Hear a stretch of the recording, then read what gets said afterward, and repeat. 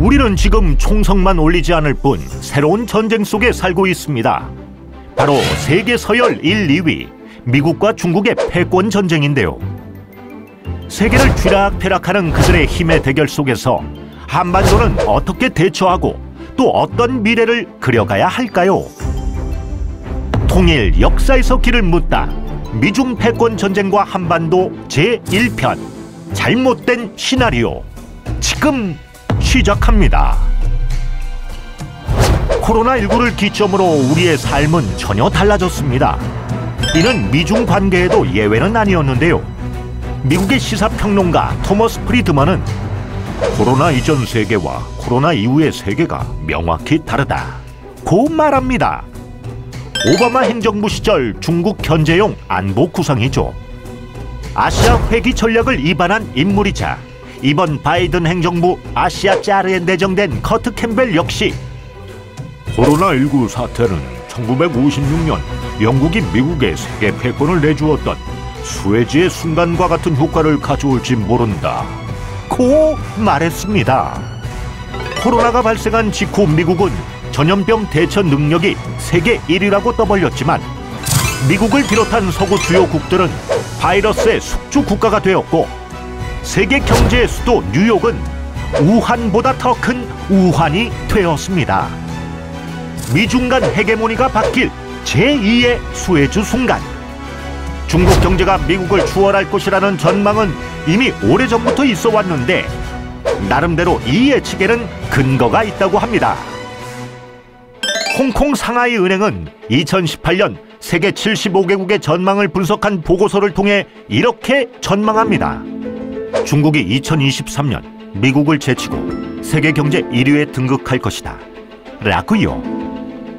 미국이 어이없어 할 전망일지도 모르는데 이 전망에는 나름대로 근거가 있다라는 사실. 국내 총생산을 한번 보겠습니다. 중국 국내 총생산은 2017년 14조 1천억 달러, 한화로 약 1경 5,742조 원인데요. 2030년에는 26조 달러, 약 2경 9,029조 원으로 증가할 것으로 추산한 겁니다. 미국도 한번 볼까요? 미국은 같은 기간에 국내 총생산이 20조 4천억 달러에서 25조 2천억 달러로 늘어나는데 그친다고 본 건데 결과적으로 중국이 미국을 8천억 달러 앞서면서 세계 경제 1위로 올라설 것이라고 예측한 겁니다. 예측은 예측일 뿐이라는 분도 계실 텐데 이렇게 예측한 데에는 또 다른 이유가 있습니다. 먼저 그 근거로 중국 경제의 고도 성장을 들 수 있는데요. 중국 경제는 1978년 개혁, 개방 노선을 선택한 이후 세계 역사상 유례없는 속도로 반전을 했습니다. 지난 40년간 연평균 9.6%로 성장했으니 거의 빛의 속도라 볼 수 있겠죠. 게다가 2009년에는 국내 총생산 규모에서 일본을 이기고 세계 2위 경제 대국이 됩니다. 이 정도가 되니 이제 중국이 미국을 이기고 세계 최대 경제 대국이 되는 건 시간 문제라는 얘기가 슬슬 나오기 시작한 겁니다. 나름 권위 있는 기관에서 다음과 같이 전망합니다. 국제통화기금에서는 2016년, 크레디트 스위스에서는 2019년, JP 모간에서 2020년에서 2025년 2년도가 말하는 게 무엇이냐고요? 바로 중국 국내 총생산이 미국을 넘어서는 시점입니다. 중국이 미국을 넘어설 것이라고 예측한 이유는 그만큼 미국의 미래에 대해 비관적이었던 이유가 큽니다. 9.11 테러가 발생한 2001년 미국의 경제 성장률은 1%에 그쳤고 2008년 글로벌 금융 위기에 또 한 번 휘청거립니다. 미국의 역사학자 엘프리드 맥코이는 2010년 그의 논문에서 2025년 미국의 몰락이 시작될 것이다 라고 비관적인 전망을 내놓기도 했습니다. 그리고 국제기구와 글로벌 투자은행들도 중국의 편에 손을 들어주는데요. 중국 경제가 연 10% 안팎의 성장을 지속하는 반면 미국 경제는 연 1~2% 저성장에 그칠 것이라고 예상했습니다. 그러나 이는 잘못된 시나리오였습니다. 많은 전문가와 기관들의 예상과 달리 미국 국내 총생산은 여전히 중국에 앞서고 있습니다. 그럼 그 근거가 되는 경제 성장률을 한번 따져볼까요? 중국은 2012년 7%, 2015년 6%, 2019년 6.1%로 오히려 1990년 이후 가장 낮은 수준을 보입니다. 이에 반해 미국은 2016년 1.6%, 2017년 2.4%, 2019년 2.3% 연속 2%대의 성장률을 이어가고 있습니다.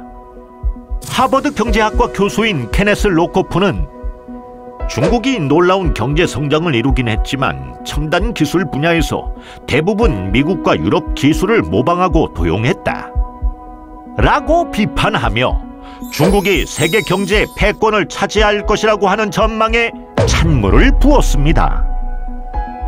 모두가 중국이 세계 패권을 장악할 것이라고 근거 있는 시나리오를 제시했지만 그 예측과는 달리 미국은 여전히 세계 1위 강대국으로 서 있습니다.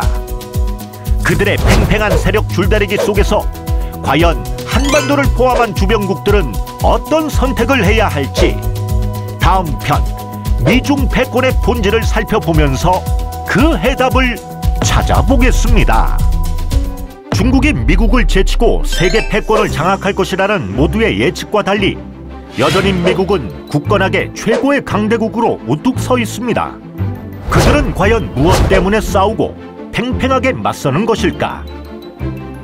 통일 역사에서 길을 묻다.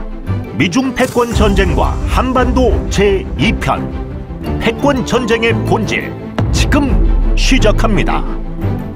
1979년 세계의 이목이 집중되었던 미국과 중국의 만남. 미중 외교 관계의 수립은 모두에게 기대감을 안겨주었습니다. 특히 미국은 미국의 대중 관여 정책이 가져다줄 효과에 설레었을 텐데요. 아마도 이런 것을 기대하지 않았을까요? 경제적, 정치적으로 개방된 중국, 국제사회에서 건설적이고 책임감 있는 중국. 그러나 이러한 미국의 기대와는 달리 중국 공산당은 자유롭고 개방된 규칙에 기반한 질서를 오히려 착취합니다. 그리고 자국의 이익에 따라 국제 시스템을 개조하려고 시도까지 하죠. 이는 미국의 이익에도 중대한 훼손을 입혔고 전 세계 국가들과 개인들의 자주권과 존엄성을 약화시켰다는 평가를 받는데요. 이것은 미중 패권 전쟁의 서막에 불과합니다. 대다수의 전문가들은 미중 패권 경쟁을 경제적, 안보적 측면에서만 바라보는 시각이 주를 이룹니다만 사실 이들의 패권 경쟁의 본질은 가치 전쟁입니다. 2020년 5월 20일 트럼프 전 미국 행정부가 의회에 제출한 미국의 대중국 전략 보고서는 다음과 같이 진단합니다. 중국의 근본적인 경제 개혁 및 정치적 개방에 대한 기대는 실패로 끝났다. 중국은 생명과 자유, 행복 추구권에 대한 미국의 기본적인 신념을 흔드는 정책을 추진하고 있다. 그렇습니다. 미국은 이 싸움이 단지 경제적, 안보적 싸움이 아닌 인류 보편 가치를 둘러싼 양립할 수 없는 가치 전쟁으로 규정했습니다. 2013년 중국 공산당 총서기 시진핑은 중앙당교 연설에서 반드시 자본주의는 멸종되고 사회주의는 이겨야 한다 라고 선언합니다. 중국의 지배 시스템이 서구 개발국들보다 더 잘 작동하고 있고 중국이 서구 자본주의 시스템과 이데올로기적 경쟁 관계에 있다는 것을 분명히 확실히 해둔 거죠. 그리고 그는 중국 공산당의 이 두 경쟁적인 시스템들 간에 장기간의 협력과 갈등에 대비할 것을 요청합니다. 중국의 도전이 본격적으로 시작되는 것 같습니다. 2017년 시진핑은 또 한 번 강조합니다. 공산당 제19차 전국 대표대회 연설에서 그는 중국적 특징을 가진 사회주의 시스템을 강화함으로써 중국을 세계적 영향력 측면에서 전 세계 리더로 만들자고 주장했지요. 이 시스템은 국가주의적인 일당 독재 체제, 국가 주도의 경제, 국가 운영의 과학과 기술의 배치, 중국 공산당의 목적을 위해 개인의 권리를 복종시키는 것을 포함하고 있는데, 이것은 미국이 그토록 강조하던 가치, 생존과 자유, 행복의 추구에 대한 각 개인의 존엄과 가치, 대의제와 자유로운 기업 등 인류 보편 가치에 정면으로 도전하겠다는 말입니다. 미국과 중국의 가는 길이 달라도 너무 다른데, 패권 전쟁의 본질, 조금씩 윤곽이 보이기 시작하시죠? 인류 공동의 목표를 위한 공동체의 구축. 이러한 비전을 중국 공산당은 국제적으로 홍보하기 시작합니다. 그러나 중국 공산당의 이데올로기적 수능을 강요하기 위한 노력은 오히려 실제 그 사회가 어떤 모습인지 여실히 보여주었습니다. 반부패 캠페인을 통해 정치적 반대파를 추방, 블로거, 활동가, 법률가들에 대한 정의롭지 못한 기소, 민족, 종교적 소수자들에 대한 고의적 체포, 정보, 미디어, NGO 단체들에 대한 검열과 통제, 반체제 인사로 간주되는 사람들의 구금 등이 자행되고 있습니다. 중국의 마이웨이는 여기서 끝나지 않았습니다. 중국의 이데올로기 강요가 얼마나 강제적으로 이루어졌는지는 2017년 이래 폭발적으로 증가한 다음과 같은 문제들로부터 알 수 있는데요. 100만 이상의 위구르인들과 소수민족, 소수종교단체들의 정치범 수용소 구금과 세뇌 교육, 그리고 중국 공산당은 소수민족들의 충성심을 감시하기 위해 인공지능 등의 신기술을 적용한 경찰 국가를 제도화했습니다. 기독교인과 티베트 불교 신도, 무슬림 등에 대한 종교적 박해도 이어지는데, 중국 공산당은 대외적으로도 자신들의 영향력을 확대시키려다 보니 이제 주권 국가들의 내정에도 간섭을 하기 시작합니다. 최근의 예로 미국과 영국에 있는 기업들과 스포츠팀, 그리고 오스트리아와 유럽의 정치인들에게도 이러한 시도를 하는데요. 또 중국 공산당의 기술에 기반한 독재 모델의 도구들을 전 세계에 수출하기도 합니다. 게다가 중국은 세계에 널리 퍼진 온라인 기관들, 관영 텔레비전, 출판물, 라디오를 통해 자신들의 주장을 유통시키는데, 2015년 중국 국제방송은 유령 회사들을 통해 14개 국가에 있는 33개 라디오 방송들을 통제하고 있으며, 친중국적 콘텐츠를 무상으로 제공하는 다수의 중개사들에게 보조금을 주고 있다는 것이 드러나기도 했습니다. 미국과 중국의 패권 전쟁은 경제적, 안보적 전쟁이 아닙니다. 그 본질은 인류 보편 가치를 둘러싼 양립할 수 없는 이데올로기의 대결입니다. 이러한 미중 패권 전쟁의 본질이 우리 한반도에 시사하는 점은 무엇이며, 과연 한반도가 나아가야 할 방향은 무엇인지, 다음 편 패권 전쟁의 결말 함께 예측해 보면서 알아보도록 하겠습니다.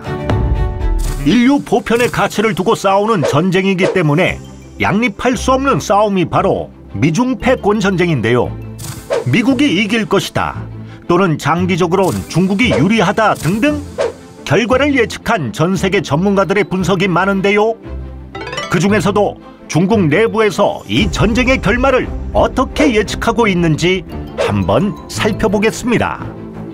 통일, 역사에서 길을 묻다, 미중 패권 전쟁과 한반도 제3편, 패권 전쟁의 결말 예측, 지금 시작합니다. 미중 패권 전쟁의 당사자인 중국, 우리는 중국 내부에서 이 전쟁의 결말을 어떻게 예측하고 있는지에 주목해 보았는데요. 중국의 경제경영 블로그 제10 경제관찰실에서 중국과 미국의 경제력을 5가지 요소로 비교 분석한 내용이 있습니다. 결론부터 말하자면 4대1 미국의 완승인데요. 무슨 이유 때문에 미국이 이길 것이라고 전망했는지 하나하나 분야별로 살펴보도록 하겠습니다. 먼저 첫 번째 분야는 투자 규모와 생산성입니다.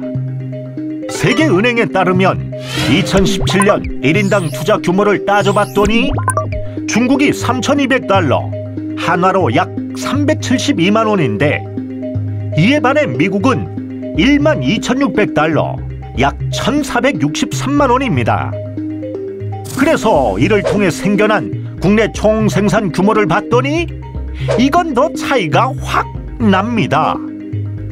1인당 국내 총생산이 중국이 8,800달러라면 미국은 59,900달러였으니까요. 이건 미국이 압도적으로 높으니까 결론은 미국의 완승. 두 번째로 살펴볼 분야는 연구개발 분야인데 역시 세계은행 자료를 보면 2017년 중국의 1인당 과학기술 연구개발 투자 규모는 183달러인데 이는 미국의 10분의 1 수준밖에 안 된다고 합니다. 그렇다면 투자 대비 효과는 어떨지 살펴보겠습니다. 2016년 인구 1만 명당 첨단 과학기술 논문, 그 논문들의 발표 개수를 보니 중국 3개, 미국은 12개였다고 합니다. 투자에 비해 미국도 발표 개수가 미진해 보이는데 그래서 효율로 보면 오히려 중국이 미국보다 2.5배가 높다고 합니다. 특히 응용과학 분야는 중국이 미국보다 높았습니다. 투자 규모는 미국의 10분의 1뿐인데 1만 명당 특허 개수는 중국이 10건으로 8.6건인 미국보다 높았는데요. 그런데 마냥 좋아할 일은 아닌가 봅니다. 경제관찰실은 이에 대해 날카로운 분석을 내놓았는데 중국이 전 세계 기업을 대신해 제품을 직접 생산하는 일을 맡고 있어서고 미국은 이미 이 영역에 대해 관심이 떠난 지 오래기 때문이다. 미국이 관심 없는 분야에서의 승리에 큰 의미를 두지 않는다는 평가입니다. 연구개발은 미국의 우세승 정도로 전망하였습니다. 세 번째 분야는 에너지, 광물 자원 보유량입니다.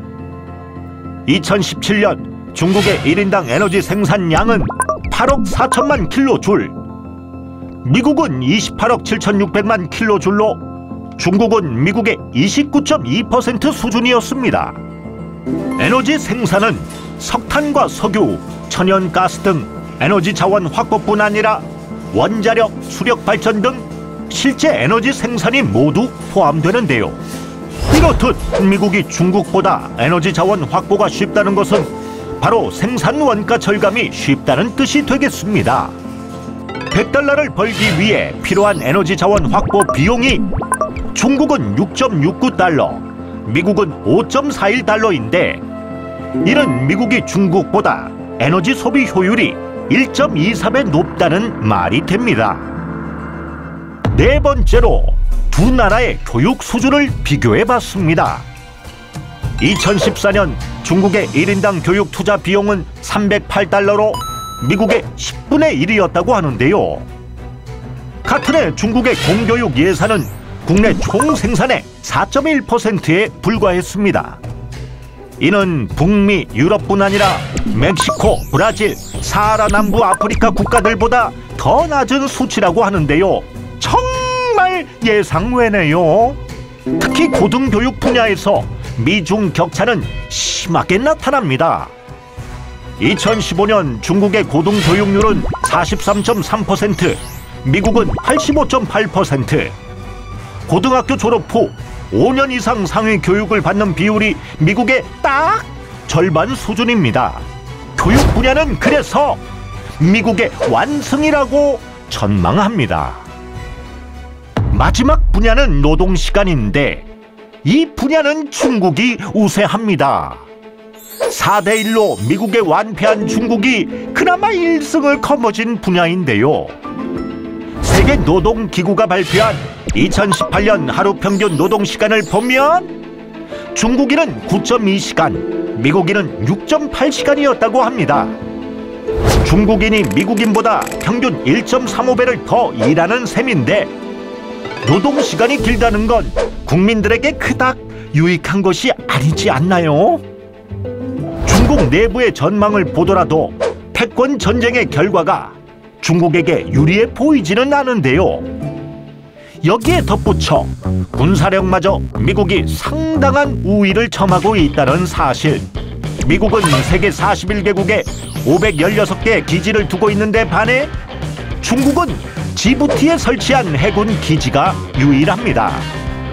미국이 유럽과 아시아 주요 국가와 맺고 있는 군사 동맹 관계도 절대로 무시할 수 없는 강점이라고 볼 때 이 패권 전쟁의 결말 쉽게 예측해 볼 수 있을 것 같습니다.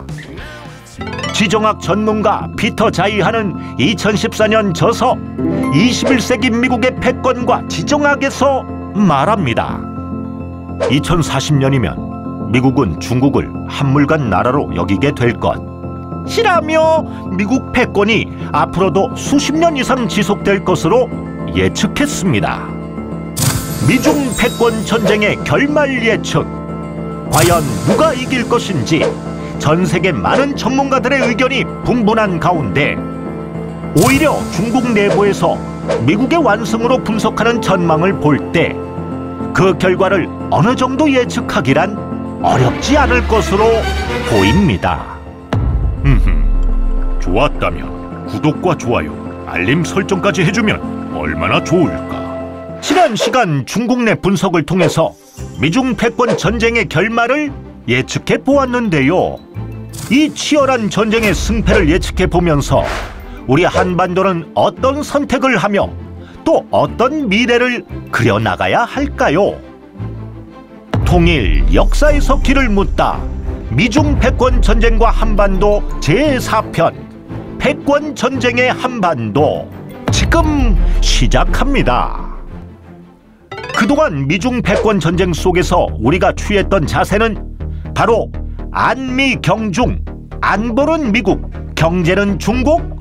과연 이러한 구호가 지금 세계 정세 속에서도 통할지 살짝 의심이 드는데요. 왜냐하면 경제마저도 미국이 더 강력한 영향력을 행사할 것으로 보여지기 때문입니다. 미국은 경제 번영 네트워크라는 중국에 비해 2배 이상의 글로벌 공급망을 구축하고 있는데 더 이상 중국에 의존하지 않고 자유진영끼리 우리끼리 잘 먹고 잘 살 방법을 찾겠다는 거죠.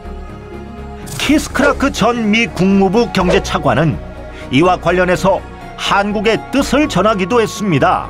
한국은 미국의 훌륭한 동맹이며 두 나라가 깊고 포괄적인 관계를 갖고 있고 신뢰할 만한 파트너십을 위한 공통의 가치를 공유하고 있다. 한마디로 정리하자면 우리는 동맹이니까 우리 편에 붙어라!로 해석해 볼 수 있겠습니다만 선택은 우리 몫이겠죠. 그런데 점차적으로 일어나고 있는 일들을 보면 미국이 말하는 글로벌 공급망이 곧 재구축될 것으로 보입니다. 중국의 거대 통신 장비 업체이자 스마트폰 제조업체 화웨이. 미국이 화웨이에 대한 제재를 강화하여 화웨이도 궁지에 몰린 것은 틀림없나 봅니다. 최근 기사를 보면 자국 내에서만도 시장 점유율이 1위에서 3위로 추락? 올해는 스마트폰 생산량을 전년 대비 60% 이상 줄일 것이라는 관측이 나왔다고 하니까요. 최근 조 바이든 미국 행정부가 전임 트럼프 행정부에 이어 중국을 배제하고 동맹국들과 반도체와 전기차 배터리 등 핵심 소재 부품 공급망을 새로 짜기로 하면서 한국의 반도체와 배터리 업체 등이 수혜를 입을 거라는 전망도 나옵니다. 이런 분위기 상황을 고려해 볼 때 안미경중은 더 이상 허구에 불과한 말이 아닐까 싶습니다. 안미경중이 허구에 불과한 현 시점에서 한반도는 어떤 길을 걸어가야 할까요? 한일 무역 분쟁, 한일 정보 교류 협정 문제 등 이미 일본과는 더 이상 나빠질 게 없을 정도로 악화된 상황. 또 현 정부는 노무현 정권 당시 동북아 균형자론을 계승하고 있는데 이는 미중 어느 편에도 서지 않고 중재자 역할을 하겠다는 이론입니다. 사실 이것은 미국과 중국의 양다리를 걸치겠다는데 한국은 미국에게 미운 털 박히고 중국의 손 위에서 컨트롤 당할 수 있는 빌미를 제공할 수 있습니다. 그리고 싸움의 당사자인 미국과 중국이 과연 한국을 중재자로 여기고 있는지, 그래야만 균형자 역할도 할 수 있는 거니까요. 특히 중국이 체제의 비민주성과 패권주의적 성격을 드러냄으로써 세계적 고립을 자초하고 있는데, 그래서 한반도는 그 어느 때보다 신중한 판단이 필요한 시기입니다. 우리는 한미일 삼각협력을 굳건히 하고 동북아시아의 핵심 국가로 자주적인 목소리를 내는 것, 그것이 현 상황을 인식한 현명한 대처일지도 모르겠습니다. 또 하나의 방법은 바로 미국 주도로 출범하는 다자안보 대화 쿼드 플러스에 참여하는 것입니다. 쿼드는 인도, 오스트레일리아, 일본이 참여하는 비공식 전략 포럼인데, 미국은 이 사자안보 대화를 나토와 같은 다자안보 동맹으로 공식 기구화하겠다고 밝혔습니다. 왜 미국이 이런 기구를 만들려고 하느냐? 이유는 바로 중국을 겨냥하기 위한 것입니다.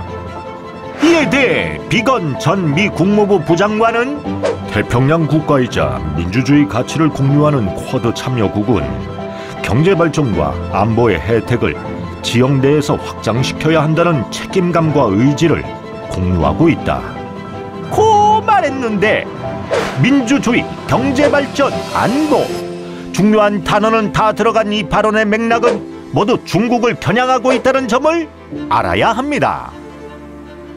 2019년 키론 스키너 미 국무부 정책기획관은 대담 프로에서 특이한 발언을 했는데요. 다른 문명? 누구를 두고 한 말일까요? 바로 미국과 패권 전쟁 중인 중국을 두고 한 말이겠죠. 2020년 5월 백악관이 발표한 대중전략 접근 보고서에서도 비슷한 이야기를 합니다. 40년 동안 중국이 자유와 개방의 질서를 수여해 주길 바랐는데 지금 보니 전혀 그럴 것 같지 않다. 이제부터 힘을 통해 미국의 생활 방식을 지키겠다. 이는 시진핑의 1대1로 인류 운명 공동체 구상 등 미국이 추구하는 보편적 가치에 반하는 중국에 대한 날선 비판으로 보입니다. 시진핑 이후 중국이 하는 행태는 거의 안하무인격입니다. 군사력을 앞세워 남중국해 불법적 영유권을 공격적으로 주장하고, 최근 국제사회와 홍콩 주민들과의 약속도 무시하고, 홍콩 국가보안법을 통과시켜 국제사회의 규탄을 받고, 첨단 기술을 활용해 중국 내 감시 체제를 강화하고 신장 위구르 지역의 광범위한 탄압 행위로 국제사회가 분노하게 만들었습니다. 이에 바이든 대통령도 참을 수 없었는지 최근 시진핑과 통화를 했고, 그 통화에서 인권 탄압 문제를 거론했다고 합니다. 우리는 인권의 목소리를 높여야 한다. 중국의 대가가 있을 것이고 그도 그것을 안다. 중국은 세계의 리더가 되려고 열심히 노력하지만 그들의 기본적 인권에 반하는 활동에 관여하는 한 그러기 힘들 것이다. 인권 유린에 대해 결코 눈 감지 않겠다는 미국의 의지가 돋보이는 발언입니다. 코로나 사태로 미중 무역 전쟁은 이제 중국 대 세계 구도가 되었습니다. 2018년 10월 미국 펜스 부통령은 대중국 비판 연설을 통해 미국은 중국을 미국의 안보와 세계 평화의 가장 큰 적으로 규정하고, 중국에 대한 미국의 공세는 중국의 민주화라는 체제 변화가 목표라는 것을 밝혔습니다. 반면 최근 중국의 강경파 다유시 교수의 연설, 중국의 통렬한 반성을 보면 중국이 미국에 맞서 싸우는 것이 매우 힘겨워 보이기까지 합니다. 보편적 가치를 지향하고 있는 미국, 아직 전체주의 국가의 틀을 벗어나지 못한 중국. 패권 전쟁의 승패는 앞에서 살펴봤듯이 미국이 중간에 포기하지 않는 이상 예측하기 어렵지 않습니다. 우리는 개인의 자유와 인권, 민주주의, 법치가 보장된 통일된 나라를 만들어야 합니다. 미중 패권 전쟁을 우리가 가야 할 길, 한민족의 꿈, 코리안 드림이 실현된 통일의 기회로 삼는 지혜가 필요해 보입니다. 아, 좋았다면 구독과 좋아요, 알림 설정까지 해주면 얼마나 좋을까.